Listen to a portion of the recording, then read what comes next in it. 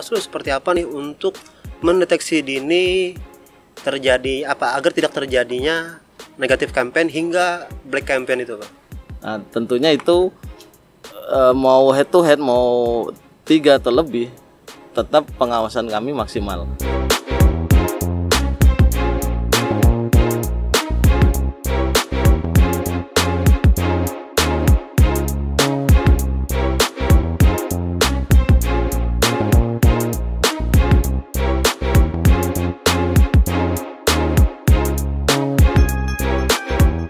Berjumpa lagi di program Klik Menyapa di channel YouTube klikkalsel.com.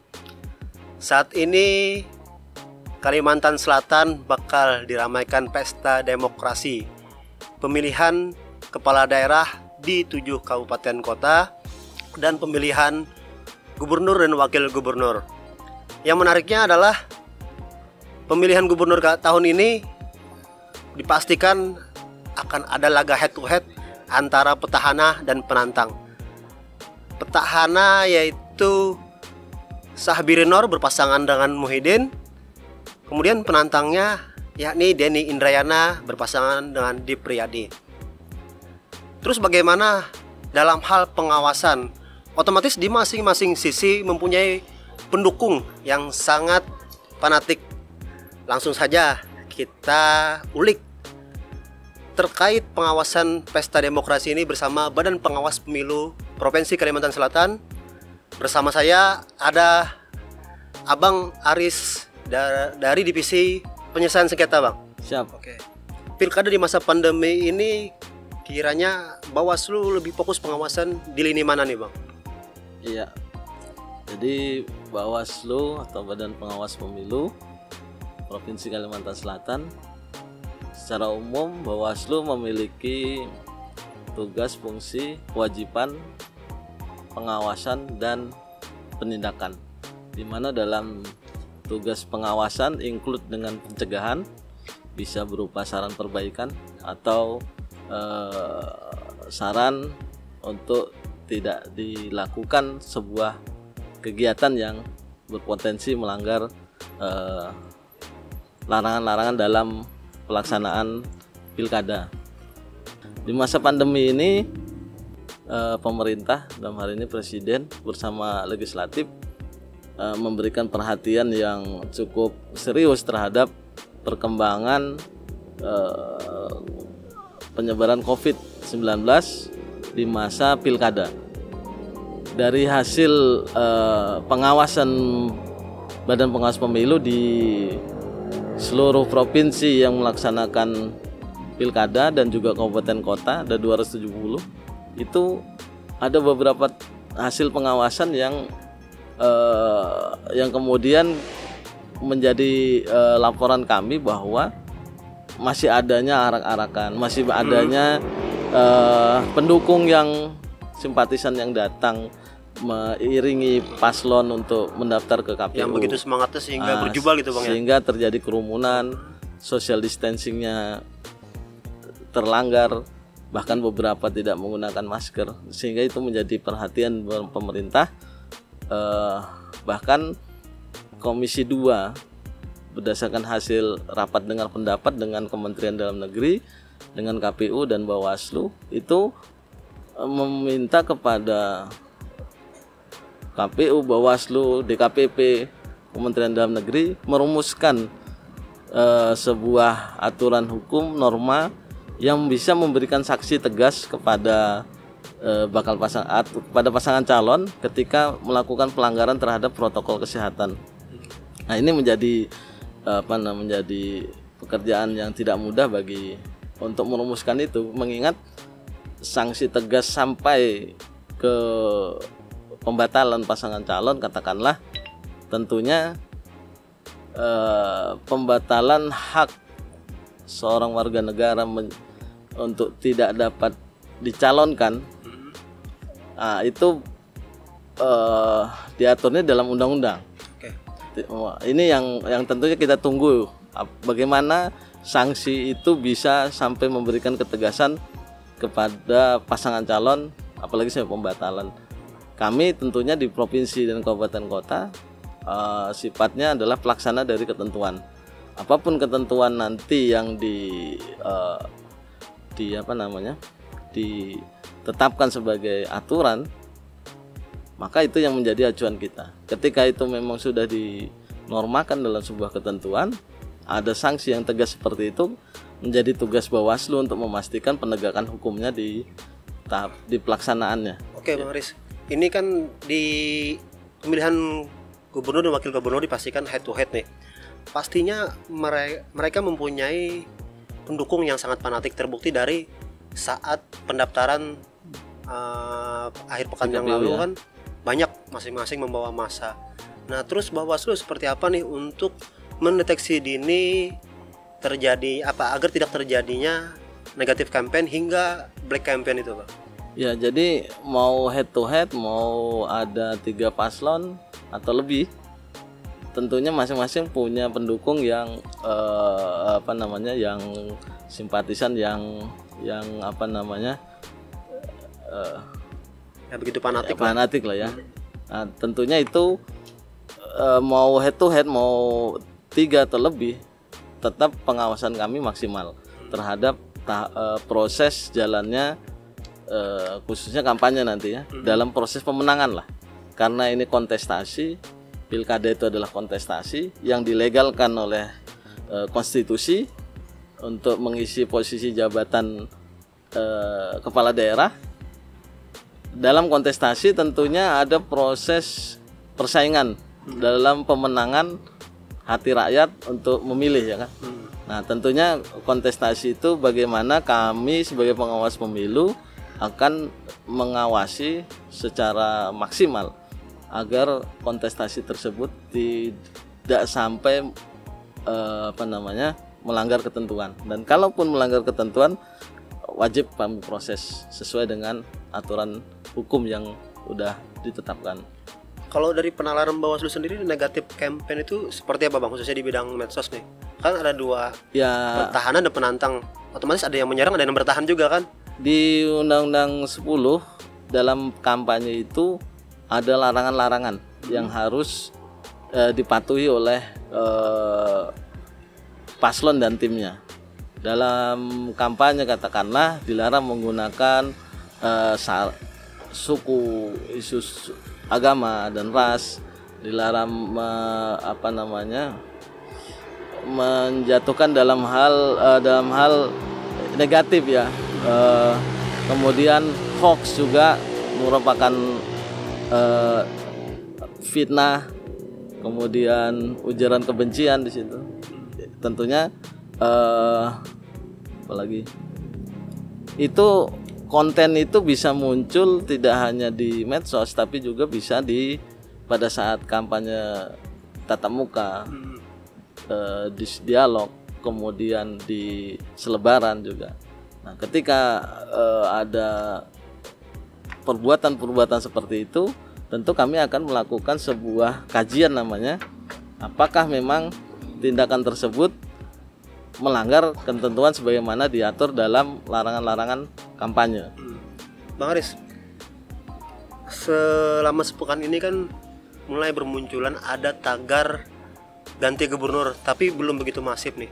Nah, kalau Bawaslu sendiri melihat tagar ganti gubernur 2020, apakah itu masuk kategori negatif campaign? Jadi ini pola pilpres muncul lagi ya. Pola pilpres muncul di pilkada Provinsi Kalimantan Selatan ya.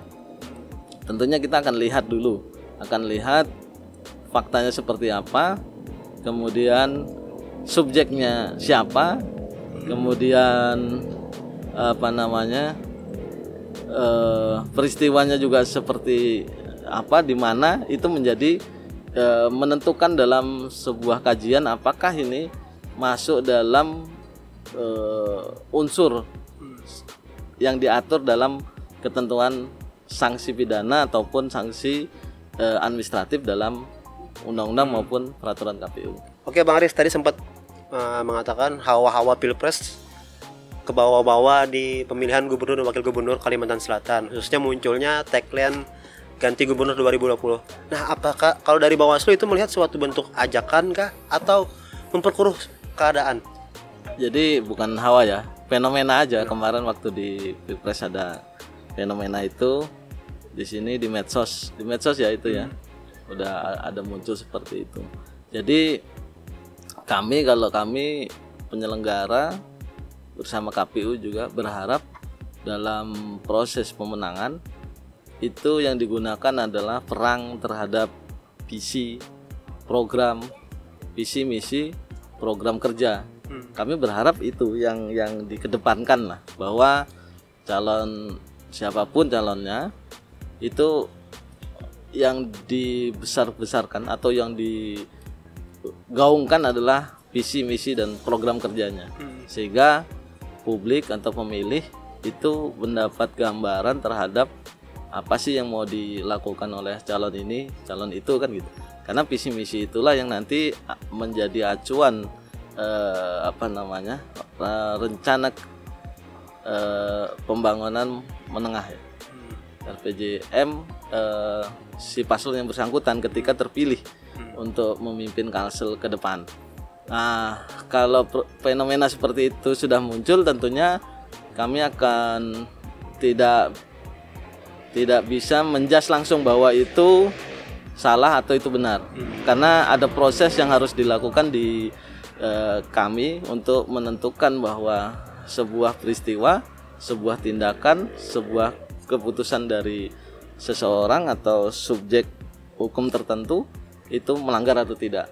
Kita lihat dari normanya seperti apa, unsur-unsurnya seperti apa, subjeknya masuk atau tidak, itu yang nanti menentukan dalam proses kajian kami bahwa peristiwa tersebut melanggar atau tidak. Ya, kembali lagi harapan kami yang nanti dalam ketika kampanye atau mulai saat inilah bakal pasangan calon dan nanti paslon itu yang digaungkan adalah visi misi dan program kerjanya, bahwa kami akan melakukan ini, kami akan ketika terpilih sebagaimana visi misi program kerja yang sudah disampaikan ke KPU, itulah yang dielaborasi, dibedah kepada publik pemilih, sehingga itu yang menjadi daya tarik pemilih untuk menentukan pilihan gitu. Pilihannya. Bukan dengan pola-pola negatif, apalagi black campaign atau menggunakan isu-isu yang membuat kondisi keamanan, kondisi politik, kondisi masyarakat Kalsel yang yang tentram, yang guyup lah, itu menjadi terbelah, menjadi ada gesekan, menjadi kurang kondusif. Oke, Bang Aris, sekarang kita ulik dari sisi petahana. Dari petahana sendiri pasti paling tidak mereka mempunyai simpatisan dari kalangan aparatur sipil negara. Nah, Bawaslu sendiri bagaimana nih pengawasannya untuk netralitas ASN sendiri? Ya, netralitas ASN ini kan beda dengan netralitas TNI Polri ya. Karena TNI Polri itu tidak punya hak pilih, sehingga jelas mereka netral dalam artian ya netral karena tidak punya hak pilih. Beda dengan ASN ini netralitasnya itu dalam sikap, tapi dalam pikiran mereka itu boleh tidak netral karena mereka punya hak pilih kan gitu. Dalam pikiran mereka, cuman jangan sampai yang dari di pikiran itu terwujud dalam sebuah tindakan atau ucapan atau perbuatan yang bisa dikategorikan sebuah dukungan ya terhadap salah satu bakal pasangan calon. Bisa saja memang ASN itu ke petahana, bisa juga ke bukan petahana kan gitu.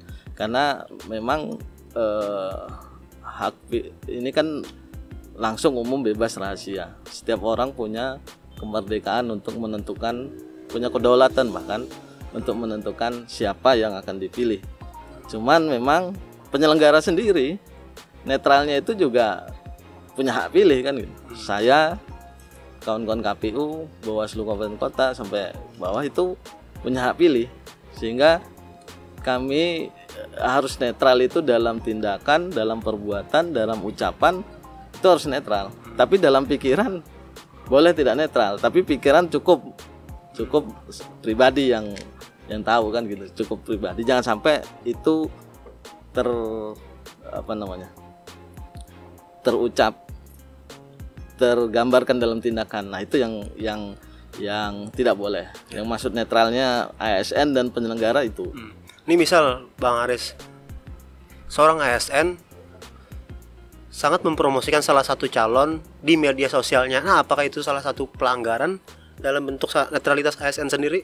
Jelas, ketika ASN itu, ya tadi saya bilang bahwa mereka boleh tidak netral, tapi dalam pikiran mereka, dalam akal pikir mereka, khusus untuk pribadi dia. Tapi dalam tindakan, ucapan atau chatting atau status tidak boleh tergambar ketidaknetralan itu. Sehingga ketika dia membuat sebuah postingan yang menyatakan suka terhadap satu paslon atau benci terhadap paslon lainnya, itu tidak boleh terwujud dalam bentuk ucapan maupun postingan. Karena ketika itu sampai muncul, maka tentunya ada konsekuensi hukum di situ. Yang pasti adalah terhadap pelanggaran terhadap netralitas mereka, profesionalitas mereka, dan kode etik sebagai aparatur sipil negara. Jadi untuk pejabat itu ada sanksi pidananya, pejabat negara. Kalau itu ASN-nya dia kategori pejabat negara, itu bisa ada sanksi pidananya terhadap. Kalau contoh levelannya seperti kepala dinas kah atau? Nah, itu kita lihat dulu pejabat negara ini yang masuk kategori pejabat negara siapa? Apakah kepala dinas masuk atau itu karena ada ketentuan sendiri. Yang dimaksud pejabat negara adalah ini. Terus misalnya ada temuan di media sosial ASN yang diduga tidak netralitas dalam menentukan sikapnya terhadap dalam konteks pilkada, itu Bawaslu bisa langsung menindaklanjuti atau menunggu laporan? Kalau kami mengetahui, bisa jadi temuan kami. Kalau kami tidak kebetulan memang tidak mengetahui, karena di medsos itu kan pengawasan medsos yang kami lakukan adalah pengawasan medsos itu secara umum ya, konvensional ya. Artinya ketika saya berteman dengan abang, bisa ngontrol statusnya. Tapi ketika nggak berteman itu kan kita nggak tahu dia buat status atau apa. Tapi kami memang punya medsos masing-masing ya. Setiap pengawas pemilu punya medsos masing-masing, sehingga harapannya ketika jejaring pertemanan itu bisa terkontrol semua. Kalau berbeda dengan cyber khusus yang mungkin di Polda ya, yang bisa melihat atau mengecek trending percakapan atau apa. Kalau kami tidak punya alat sampai secanggih itu, sehingga mana yang berteman kita bisa lihat muncul ini kok padahal dia ASN kan. Nah, baru bisa pengawasan di medsos secara manual ya. Ya, secara gitu, boleh dibilang begitu. Kalau memang kami menemukan, ya tentu kami akan proses jadikan temuan. Dari beberapa yang sudah diproses oleh kawan-kawan terhadap bakal pasangan calon ya kemarin, ada beberapa ASN yang berniat maju melakukan pendekatan dengan partai politik. Nah, sementara di edaran dari Komisi ASN, hal-hal seperti tindakan seperti itu merupakan sebuah pelanggaran terhadap kode etik penyelenggara negara, ASN dalam hal ini. Oke. Terus Bang, untuk para kaula muda nih, Bawaslu sendiri seperti apa nih mengajak untuk partisipasi pengawasan dari unsur kaum milenial? Ya, kaum milenial ini kan kaum yang digital ya. Tentunya kami menggait mereka tidak hanya untuk berpartisipasi dalam menggunakan hak pilih. Tapi udahlah lebih dari itu, bahwa keaktifan mereka kami harapkan berpartisipasi dalam melakukan pengawasan jalannya tahapan pilkada. Ada beberapa program yang kami jalankan, seperti pengawasan partisipatif. Beberapa mahasiswa yang kita ikutkan dalam program itu, ada juga namanya sekolah kader pengawasan atau SKPP, sekolah kader pengawasan pemilu. Nah, itu generasi milenial kita rekrut, bahkan kita buka pendaftaran bagi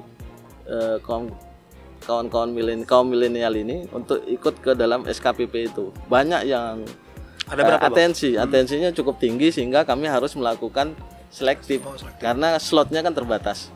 Ketika slot terbatas, maka kita lakukan selektif. Kami ketika itu mendapat respon yang tinggi, tentu ada sebuah semangat lah bagi pengawas pemilu, bahwa kalangan milenial ini juga tertarik untuk ikut melakukan pengawasan ya. Berarti mereka melek dan itu, mengawal pesta demokrasi kita ya. Itu sebuah harapan bahwa generasi muda tidak cuek terhadap politik, dalam hal ini pilkada. Mereka juga ingin tahu bahwa bagaimana sih proses pengawasan, bagaimana sih tindak lanjut terhadap sebuah pelanggaran. Nah, dengan tumbuhnya kader-kader pengawas pemilu itu, berharap mereka akan menularkan wawasan pengetahuan mereka minimal kepada orang terdekat dulu dalam satu lingkup keluarga, sehingga dalam satu keluarga itu tercipta kesadaran untuk menjaga proses demokrasi pilkada ini tidak diwarnai dengan proses kecurangan-kecurangan. Nah, nanti melebar kepada tetangga, kepada komunitas di wilayah komunitas penduduk tertentu. Nah, harapannya seperti itu. Nah, karena memang slotnya terbatas, jadi tahun depan mungkin ada lagi. Tapi untuk ini yang jelas, di apa yang sudah kita rekrut, bisa menularkan pengetahuannya untuk bahwa pilkada ini adalah sarana kedaulatan. Disinilah warga negara itu berdaulat untuk menentukan siapa pemimpinnya 5 tahun ke depan. Karena kedaulatan, tentunya jangan sampai kedaulatan itu dihargai dengan politik uang. Yang katakanlah umpamanya menggunakan hak pilih karena nominal tertentu. Maka akibatnya itu sangat fatal bagi proses pembangunan, bagi jalannya pemerintahan daerah ke depan. Karena suara publik, suara rakyat itu sudah dibeli. Sehingga untuk menyuarakan itu ada anggapan bahwa suaranya sudah dibeli, sehingga untuk menyuarakan keresahan rakyat dalam proses pembangunan itu ada anggapan bahwa suaranya udah dibeli. Nah, itu kan jadi proses demokrasi ini menjadi tidak seperti yang diharapkan, munculnya sebuah tatanan pemerintahan yang baik, pemimpin yang baik, menjadi dihasilkan dari praktik-praktik yang tidak baik, politik uang, hoax, sara dan segala macam. Oke, Bang Riz, kalau terkait money politik, pengawasannya sendiri seperti apa nih dari Bawaslu? Politik uang itu biasanya ya dari hasil dari pemilu ke pemilu, pilkada ke pilkada. Memang maraknya itu pada masa kampanye. Pada masa kampanye, apalagi menjelang kemudian masa tenang, dan hari H pada saat pungut hitung. Nah, itu adalah fase-fase kritis terhadap praktik politik uang. Nah, kami tentunya di setiap tahapan itu akan mengawasi, memaksimalkan sumber daya yang kami miliki, baik itu sumber daya manusia maupun perangkat yang kami punya untuk bisa menekan praktik-praktik curang tersebut, bahkan menghilangkan praktik tersebut, dan kalau ada akan kami proses secara hukum. Bahasa kita itu politik uang ya, tapi bahasa dalam undang-undang adalah memberikan atau menjanjikan uang atau materi dalam bentuk lain kepada pemilih untuk memilih calon tertentu atau tidak memilih calon tertentu, itu bisa dipidana. Bahkan penerimanya juga dikenakan sanksi yang sama, minimal 3 tahun kalau nggak salah, 36 bulan. Kalau misalnya di Bang Aris, si pasangan calon memberikan bantuan ke masyarakat, apakah ada batasannya itu? Berarti nominal kah atau bentuk bendanya? Ya tidak boleh.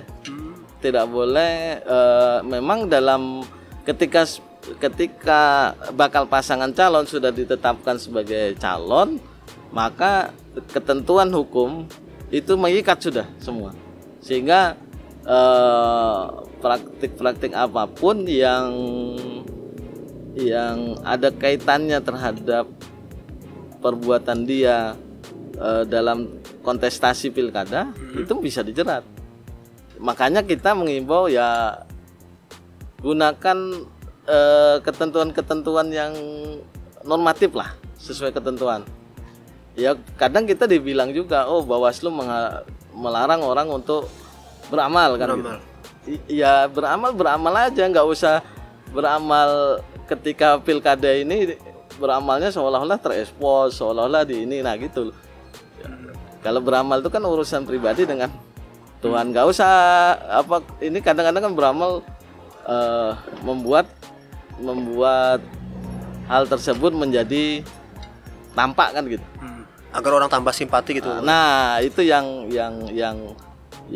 kami himbau, tidaklah menggunakan cara-cara seolah-olah ini kan repot, karena ketika seseorang itu sudah menjadi calon, itu mengikat, sudah ketentuan hukum itu mengikat. Maka hati-hatilah, jangan sampai umpamanya niat baik membantu itu menjadi permasalahan kan gitu. Ya kalau mau bantu kan saya katakanlah beramal, ya namanya beramal kan nggak perlu orang tahu kan gitu, dan nggak perlu ada embel-embel bahwa saya ini sebagai calon kan gitu. Ya beramal aja sebagai ini gitu. Tapi jangan sampai membawa ada embel-embel dia calon, kemudian seolah-olah nampak bahwa dia adalah paslon dan segala macam. Beramal itu kan pribadi dengan harapan mendapat ridho dari Tuhan kan gitu. Ya, kalau nampak apalagi terekspos, apalagi pada saat setelah masa kampanye rame-rame ya, dengan tim kampanye ini beramal kok. Nah tentu berbeda yang konsep beramal dengan ini kaitannya dengan pilkada kan gitu. Siap. Oke Bang Aris, terakhir nih, himbauan untuk masyarakat walaupun berbeda pilihan agar tidak ada perpecahan, bagaimana nih? Saya kira pengalaman Pilpres itu menjadi pengalaman yang sangat berharga ya. Pengalaman sangat berharga bagi warga negara, dalam ini pemilih, untuk lebih dewasa dalam proses demokrasi. Beda pilihan itu sebuah keniscayaan ya, karena memang ini kontestannya juga nggak cuma satu. Jadi beda pilihan itu adalah keniscayaan. Cuman beda pilihan tidak lantas membuat hubungan kekeluargaan, hubungan pertemanan, hubungan kemasyarakatan itu membuat menjadi renggang, ada gesekan. Tidak apa-apa, beda pilihan itu adalah hal yang sebuah keragaman dalam kita bernegara, dalam kita bermasyarakat. Oke, Bang Aris kan dulunya pernah nih bergelut di dunia jurnalistik, saat ini menjadi pengawas pemilu. Nah, untuk media sendiri seperti apa sih proseduralnya dalam pemberitaan seputar pilkada? Sejak lahirnya Undang-Undang 1 2015 yang terakhir diubah dengan Perubahan kedua itu nomor 10 2016. Maka paradigma terhadap kampanye di pilkada itu sudah berubah. Kalau dulu diberikan keleluasaan kepada paslon untuk kampanye di media massa, maksudnya diberikan keleluasaan kepada paslon untuk menggunakan saluran kampanye di media massa. Sekarang kampanye di media massa itu difasilitasi oleh negara, dalam hal ini KPU, menggunakan uang negara, sehingga paslon itu tidak lagi bisa kampanye sendiri di media massa. Itu sudah diatur jelas. Maka ada ketentuan batasan terhadap kampanye di media massa kecuali yang dilakukan oleh difasilitasi oleh KPU. Lalu hal ini tentunya berimbas kepada kawan-kawan media. Memang di satu sisi ketika dulu saya di media, momen pilkada itu menjadi salah satu pemasukan ya bagi media untuk iklan. Tapi karena memang ketentuannya sudah diatur begitu, maka tidak bisa lagi paslon itu pasang sendiri iklan di media massa. Lalu timbul pertanyaan, bagaimana dengan pemberitaan? Kalau pemberitaan kami di ketentuan perundang-undangan itu tidak ada larangan untuk pemberitaan ya. Mau pemberitaan aktivitas paslon itu ya, kalau yang namanya pemberitaan kan ada kaidah jurnalistik. Ada berimbang. Ada 3 paslon, tentunya jangan satu paslon aja yang diberitakan. Ya ketiganya lah diberikan ruang. Kalau dulu ketika saya jadi jurnalis, ini ketentuan perundang-undangan ini sudah berlaku karena 2015. Maka dulu ketika saya menjadi jurnalis meliput kegiatan paslon, ada 3 paslon, ketiganya harus kita liput. Lalu bagaimana kalau yang ada kampanye hanya satu paslon lain tidak berkampanye? Tetap kita telepon bahwa Pak, aktivitas Bapak untuk hari ini apa? Tidak ada. Terus apa ininya Pak? Kami ini aja. Nah, tetap kita kutip sehingga ada keberimbangan gitu. Termuat. Ada berimbangan bahwa ini berita ini adalah bukan iklan terselubung. Artinya memang ini produk jurnalistik murni. Karena memang pada saat itu media yang tempat saya bekerja itu ada kolom khusus untuk masa pilkada itu, sehingga mengulas tidak hanya ketentuan, ada kolom aktivitas paslon kan gitu, sehingga kaidah jurnalistik berimbangan terhadap semua paslon tetap muncul dalam pemberitaan itu. Jadi pemberitaan tetap boleh, silahkan, asal selama pemberitaan ya, bukan iklan. Misal gini Bang Riz, misalnya kita kan meliput nih, ada 4 paslon, contohnya di Banjarmasin, ada 4 paslon di Banjarmasin. Nah, keberimbangan itu seperti apa? Apakah perlu kita mewawancara ke 4 paslon tersebut atau cuma 2? Ya tentunya kawan-kawan punya porsi untuk menilai berimbangnya seperti apa ya. Maksudnya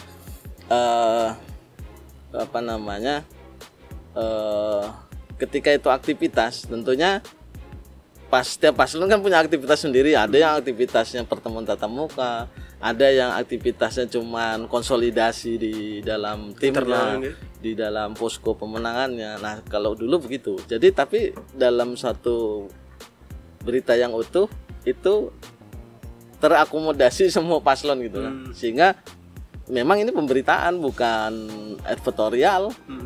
Advertorial itu kan iklan dalam bentuk tulisan ya. Soal foto ya, kawan-kawan bisalah menentukan bahwa kalau 4-nya ada aktivitas ya sebisa mungkin keberimbangan itu muncul dalam media yang saat itu diberitakan. Atau umpamanya kan sekarang kawan-kawan klik kan media online ya, media online, bahwa dalam satu berita itu kan bisa 4 baca di halaman berikutnya paslon lain, halaman berikutnya paslon lain kan. Tapi semuanya diberitakan oleh kawan-kawan Klik kan gitu. Sehingga itu berimbang kan gitu. Sehingga ketika umpamanya dipertanyakan, ini kok loh kita semuanya kok, semua paslon kok ada gitu kan dalam bentuk berita kok. Ya memang aktivitas paslon itu ya memang sebuah berita kan gitu. Kalau gini Mas Bang Aris, misalnya gini Bang Aris, ada paslon yang saat kita konfirmasi, kita hubungi, dia tidak menjawab, itu seperti apa? Kita sudah mencoba untuk berupaya berimbang dalam membuat suatu produk jurnalistik. Nah, teknis itu ke kawan-kawan ya. Persoalan teknis itu ke kawan-kawan. Karena setiap media punya kebijakan tersendiri ya. Kalau dulu tempat saya bekerja itu ketika dihubungi saat ini nggak nyambung, deadline-nya kan sampai jam 10 malam waktu itu. Nah, masih ada waktu kok, masih panjang waktunya, hubungi terus ya sampai dapat gitu kan. Nah, jadi ketika udah sampai deadline juga nggak ketemu, ya sudahlah, bagaimana caranya kan gitu untuk dimunculkan keberimbangannya di situ. Tapi udah ada upaya kan dari kawan-kawan untuk bisa memberi ruang yang sama kepada setiap paslon. Nah, Maris, terakhir nih, untuk publik sendiri, khususnya di Pilgub kan kita ada 2 pasangan calon nih, dan head to head gitu kan bakal berlaga. Otomatis punya masa pendukung. Nah, gimana masyarakat nih, walaupun beda pilihan, tidak menimbulkan suatu perpecahan? Ini kontestasi, kontestannya juga tidak satu, maka beda pilihan adalah keniscayaan. Bagaimana sebuah keniscayaan itu tidak menjadi sebuah perpecahan, tidak menjadi sebuah gesekan di dalam bermasyarakat. Tentunya lagi-lagi masyarakat, publik, warga negara, pemilih diharapkan cerdas, diharapkan dewasa lah, bahwa dalam pilpres lah katakanlah yang menjadi contoh, ada kubu-kubu, tapi pasca pilpres ya baru kelihatan bahwa inilah kehidupan sebenarnya gitu loh, bahwa ya pengalaman pilpres bisa dibawa lah di sini, bahwa di sini ada 2 paslon juga tentunya tidak harus saling hujat bahwa dukung paslonku lebih baik. Ya paslon yang kita dukung itu menurut kita lebih baik, itu bagi kita. Tapi orang kan juga punya pandangan berbeda terhadap menentukan figur pemimpin. Maka ya hargai juga orang lain ketika menentukan, oh saya lebih condong ke sini. Oh berarti kita beda. Bukan berarti beda pilihan kita harus bermusuhan. Tidak, tapi itulah sebagai hasanah dalam kita bernegara, bermasyarakat, bahwa beda sikap, beda pilihan, apalagi dalam politik itu adalah sebuah yang wajar lah gitu. Karena setiap orang punya ukuran sendiri dalam menentukan siapa calon yang akan dipilih kan. Nah, kawan-kawan netizen, tadi itulah perbincangan kita bersama Komisioner Badan Pengawas Pemilu Provinsi Kalimantan Selatan, Abang Aris. Jadi bisa kita tarik kesimpulan, dalam pesta demokrasi khususnya pemilihan gubernur dan wakil gubernur Kalimantan Selatan, pastinya kita mempunyai pilihan yang berbeda. Tapi inilah proses kita pendewasaan berdemokrasi. Jadi saling menghargai agar tidak terjadinya perpecahan. Pada intinya, pemilih cerdas akan menciptakan pemimpin yang berkualitas. Sekian dari kami. Salam berpikir positif.